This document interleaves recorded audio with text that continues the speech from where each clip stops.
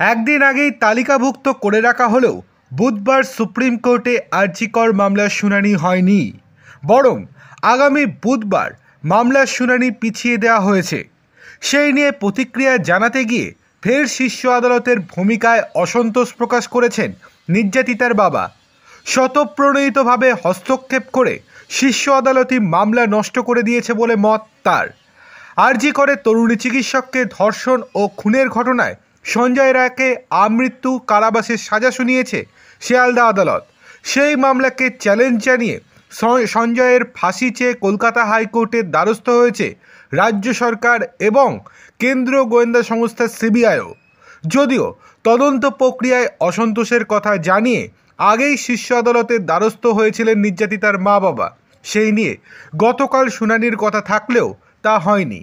Virtual মাধ্যমে গতকাল আদালতের শুনানির জন্য অপেক্ষা করছিলেন নির্যাতিতার মা বাবা, কিন্তু আদালত বসার পর প্রধান বিচারপতি সঞ্জীব খান্না, বিচারপতি সঞ্জয় কুমার এবং বিচারপতি কে.বি. বিশ্বনাথনের বেঞ্চ জানায় আরও দুটি আবেদন জমা পড়েছে। সেগুলো সকলে আবেদনের প্রতিলিপি পেয়ে গেলে আগামী বুধবার এই মামলার শুনানি হবে। কিন্তু গতকালও আদালতে শুনানি না হওয়ায় অসন্তোষ প্রকাশ করেছেন নির্যাতিতার বাবা। তার কথায় উনি বলেছেন আজ পড়াশুনো করে আসেননি, কেস সম্পর্কে স্টাডি করতে পারিনি বলে আজ শুনতে পারবো না, 7 দিন পরে আমি শুনবো।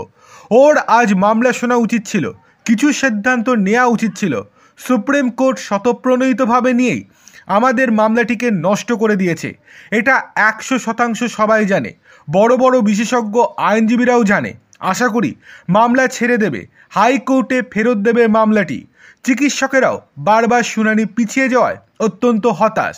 এই রকমভাবে চলতে থাকলে বিচার ব্যবস্থার প্রতি আস্থার টাল খেয়ে যাবে বলে জানিয়েছেন তারা।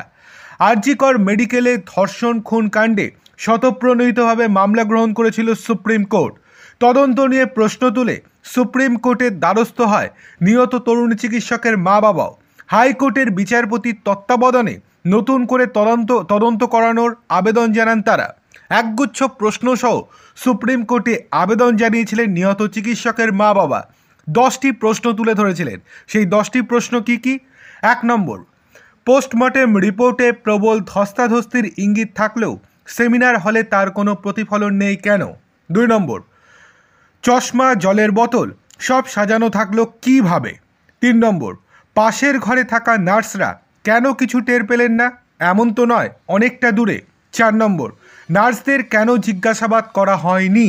5 নম্বর, কেন 8 থেকে 9 আগস্ট অবধি ভোরের ডিউটি রস্টার সামনে আনা হলো না?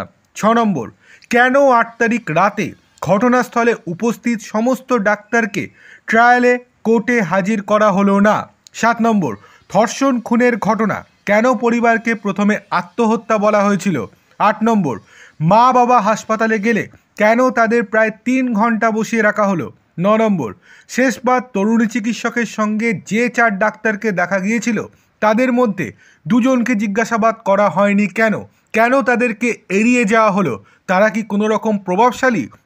10 নম্বর, তড়িঘড়ি মৃতদেহের সৎকার নিয়েও প্রশ্ন তুলেছেন নিহত চিকিৎসকের পরিবার।